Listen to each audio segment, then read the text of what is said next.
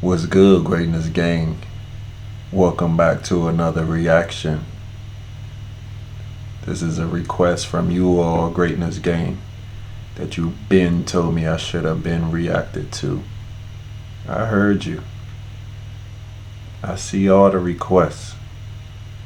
I wanted to give it some time.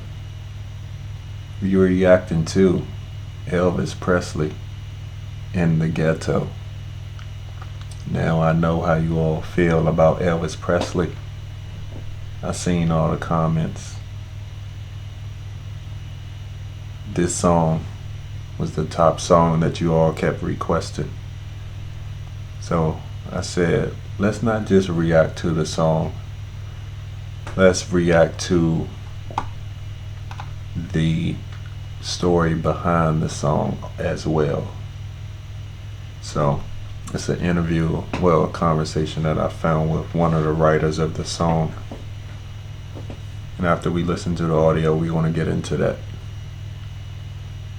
Ladies and gentlemen, Elvis Presley, In the Ghetto.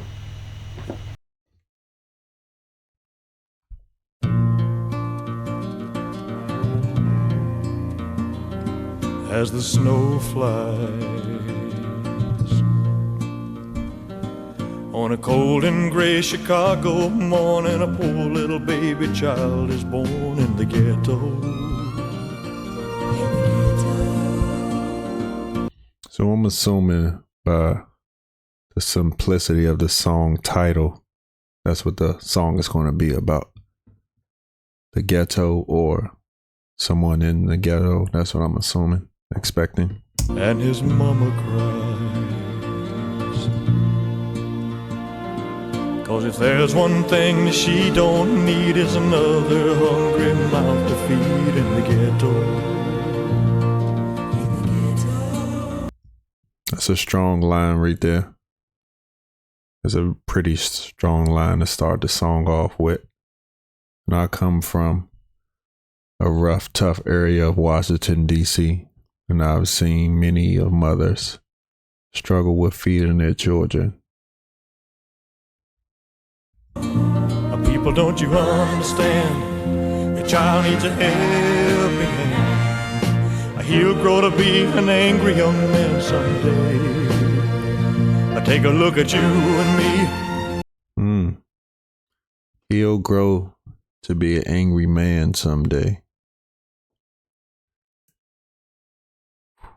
That's another line that resonates with me. A lot of men that look like me, that come from where I come from, have a lot of anger issues because of the environment that we was brought up in, unfortunately. So for him to be singing this back then and it's still relevant now is pretty crazy. Are we too blind to see? Or do we simply turn our heads and look the other way? Well, the world turns, and a hungry little boy with a runny nose plays in the street as the cold wind blows in the ghetto. And his hunger burns. I like them background vocals. I remember you all told me it was Sissy Houston was one of the members. That's Whitney Houston's mom. Am I right? So he starts to roam the streets at night, and he learns how to steal, and he learns how to fight in the ghetto. Then one night in desperation, the young man breaks away. He buys a gun, he steals a car, tries to run, but he don't get far, and his mama cries. Let me just stop it again. That line right there, like, mothers or single parents raising their children, pray and pray and pray that scenarios like that don't happen in the future. Like, those are some of their biggest fears. And then the inevitable happens. because of the environment that they was brought up in. And it just can destroy a mother or father if he's a single parent or who is ever raising a child. This is a pretty strong song. As a crowd gathers round, an angry young man face down in the street with a gun in his hand in the ghetto. And as her young man dies on a cold and gray Chicago morning, another little baby child is born in the ghetto. And his mama cried.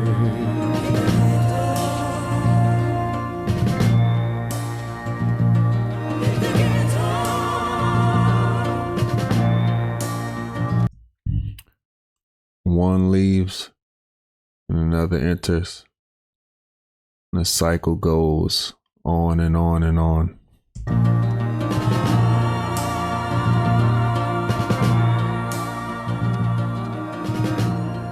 I like the snare drum I'm hearing in my left ear. It's very cinematic. That song was simple, straight to the point. Didn't need any crazy production. Didn't need a lot of instruments. It was just like they wanted Elvis to focus on the message. Like, he did his job. He delivered. I felt that. Let's get into the story behind In the Ghetto. It says Mac Davis, a singer, songwriter, and actor, wrote the song and other classics for Elvis before becoming a multi-talented star in his own right. I never heard of Mac Davis. Any Mac Davis recommendations? Let me know.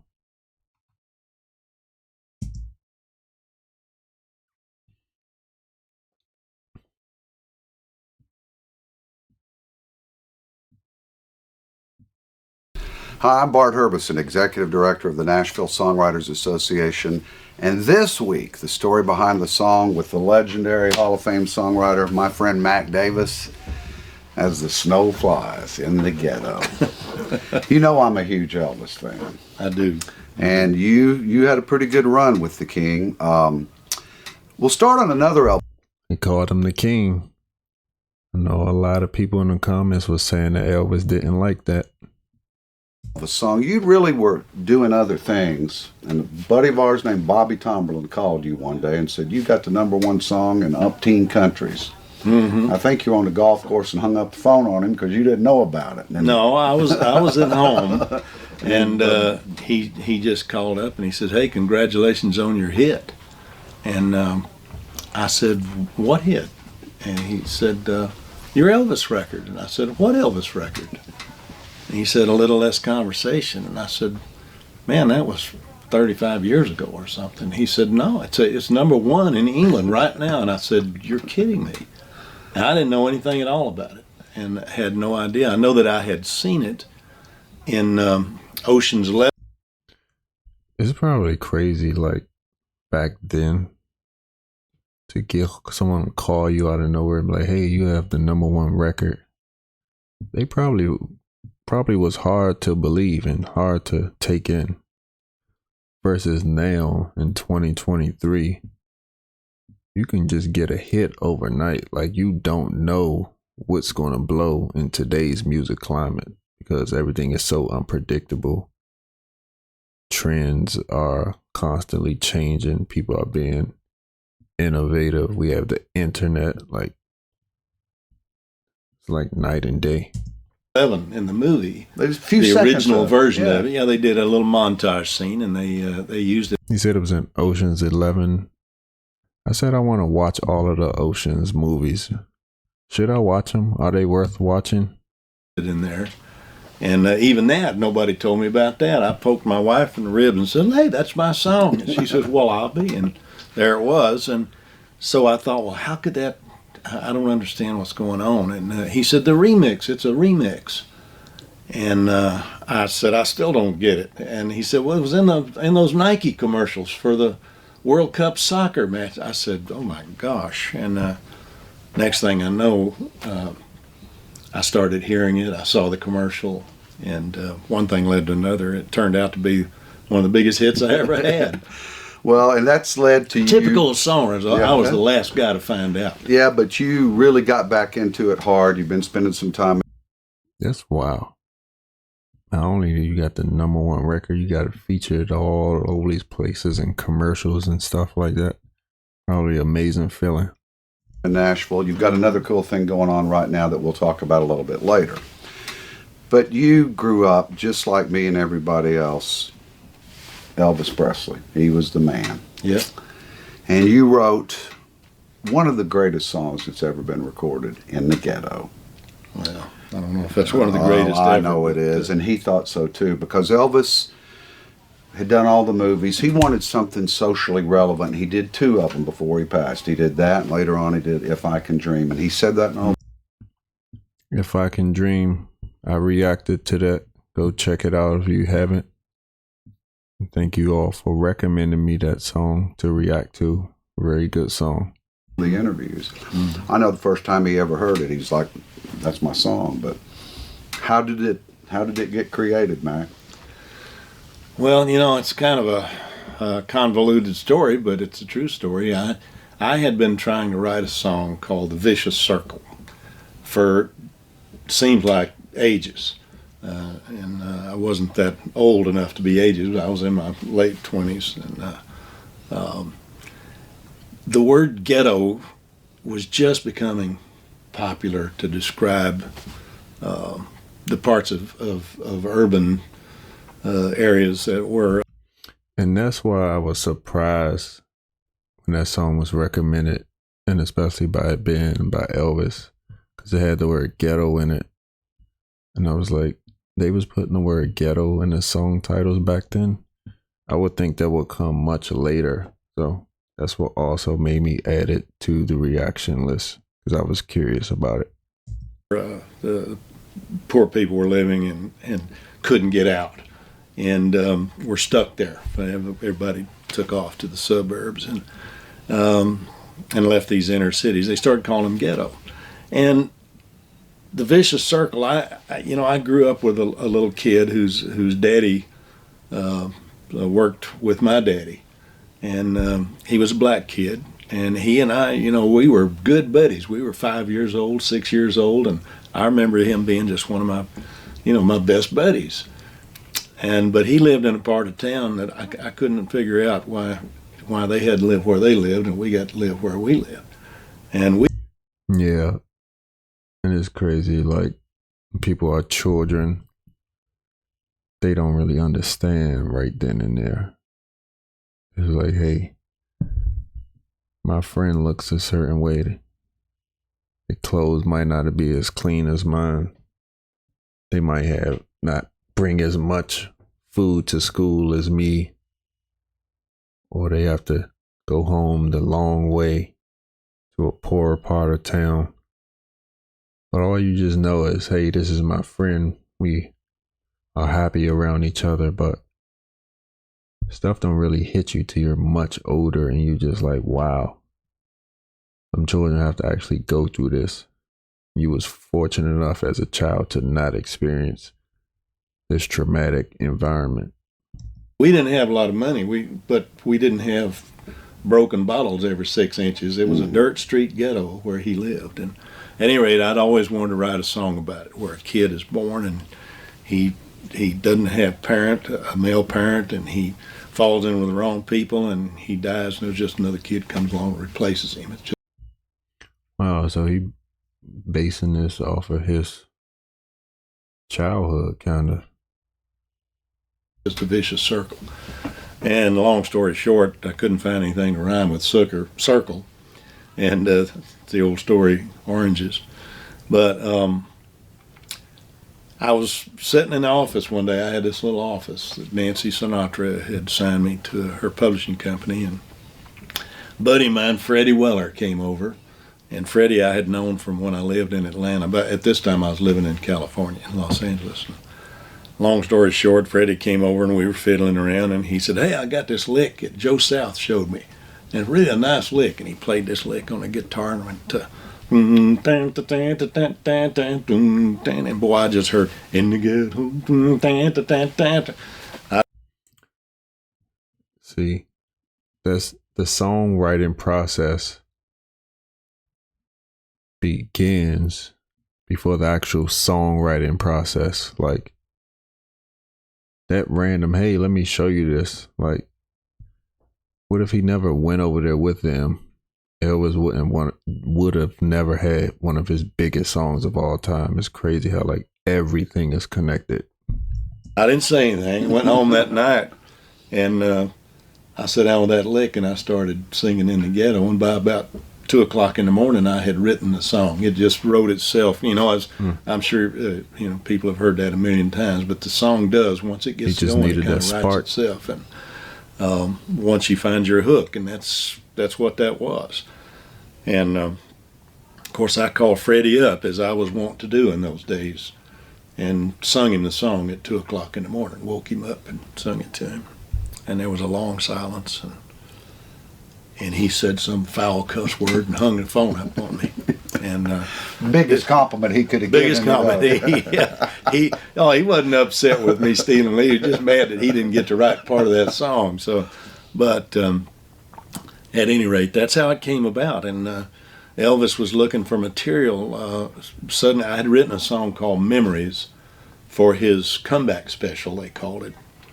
And "Memories" was going up the charts, and they just called and said, "You got anything else? Because we're going to go to Memphis and record with Chips Moman." And it is crazy. Like, as a singer, songwriter, producer, you have to be ready at any time. Like, what if he didn't have that song and he just had a whole bunch of stuff that Elvis didn't want? Like, sometimes you gotta really have some fire in the chamber waiting, ready to go. I had 19 songs on an old reel Wallensack tape recorder that I had put down, just me and a guitar. And it could be the song. And the first song on there was "In the Ghetto." It could be the song that you think won't go, can be the one. And the second song on there was "Don't Cry Daddy." And they ended up recording both of them for that album, and that they did in Memphis. "Don't Cry Daddy," that's an interesting all of a sudden, song title as well. People started talking to me, let me in the front door. You remember the first time you heard Elvis's record of it? Yes, I do. Tell me about it. Well, I heard it on the radio, you know, driving down the street, and I heard that. And I remember going, I wish he hadn't have said "ghetto." I wish he'd just said "In the Ghetto." But I remember thinking, but that's a typical songwriter, you know. Why didn't he just say "In the Ghetto" instead of "In the Ghetto"? But that lasted about maybe 5 seconds. And then I realized that I had a huge hit. I knew it was going to be a really, really big hit. So it was just like you. I always get excited the first time I hear a song, and I'm 72 years old now, and I hear something of mine on the radio. I still get excited about it. Now, didn't you buy a car and a TV after you Yes, got I that did. check? Yeah, that's probably the best feeling, hearing something broadcasted all over the country, and you're just like, wow, I played a major part in this. I got a check from, the way the Colonel had it set up. Elvis's picture was on the checks, and Elvis, ended up getting publishing on the song, which was the way the Colonel worked it. And it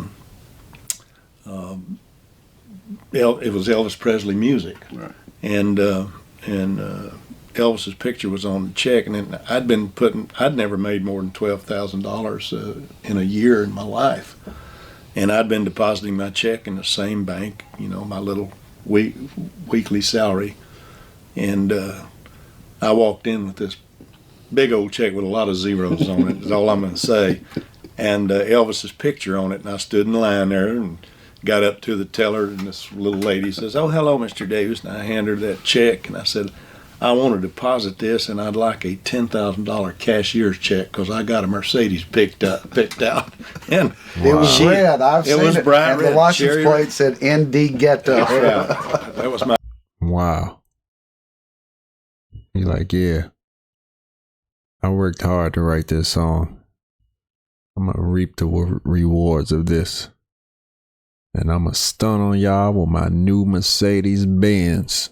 My In the Ghetto car, but she had to go back and I wonder, did he drive that car through the ghetto? she kind of laughed. She said, "Is that Elvis's picture?" I said, "Yes, it is." And she said, "Excuse me a minute." And she went back, and I saw her arguing through the glass partition with her, not arguing, but discussing it with her supervisor. And the supervisor's looking at it and looking back at me, and they finally figured out that, yeah, it looks legit. You know, it was like the old prospector biting a gold piece of the gold nugget to make sure it was real gold. And they gave me the check. I went down. I bought that little Mercedes, and I drove it over to. They were having a sale on in Inglewood, California, on color TVs, and I'd never had a color TV before. And I bought this color TV. And got it out there, and then couldn't get it in the car. It was too big for that little bitty sports car I'd bought.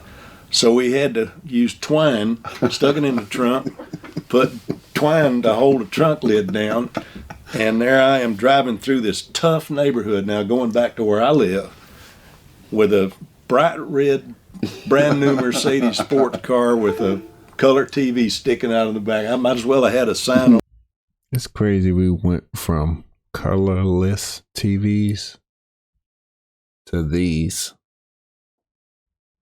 On my back it said, "Jack this fool."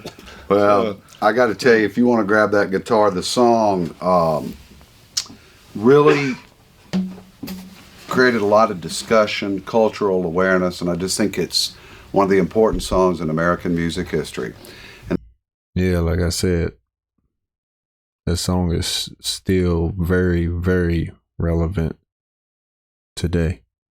That's the story behind the song this week for the Tennessean and Tennessean.com. Mac Davis. And here's the lick. Sorry, Freddie. Shout out to Freddie. As the snow flies on a cold and gray Chicago morning, another little baby child is born in the ghetto. In the ghetto, you say that smoothly. And his mama cries.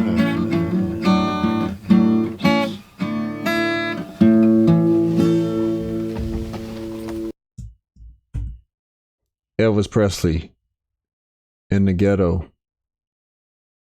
Thank you, Greatness Gang. Subscribe to the channel. Stop watching the videos and not subscribing.